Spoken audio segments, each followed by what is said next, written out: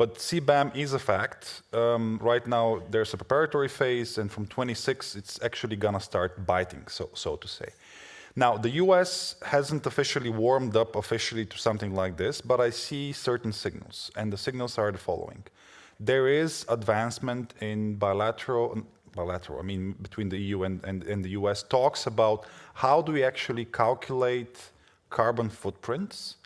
And there is a willingness, I think there's even a new act in Congress which is tabled specifically about America doing its homework and pushing forward on exactly these technical aspects of having a clear view what exact footprint the industry produces and how do we calculate these emissions. Europe is really ahead. So we've had the emissions trading system since the early 2000s.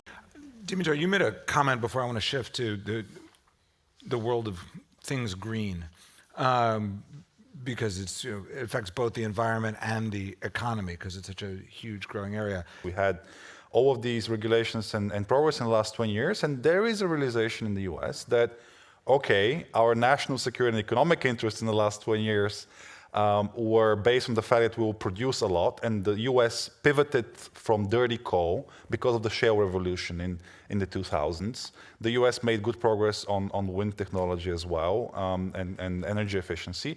But ultimately, the US is also one of the global polluters, 14%, 12% of the global carbon total.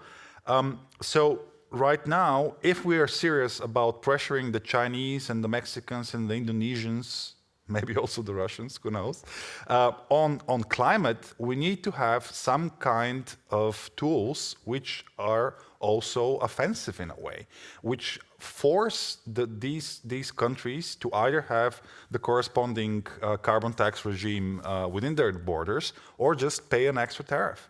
And the only way to be serious about global taxation of dirty carbon until the end of this decade is if the two economic blocs, the US and Europe, are serious about working on this together.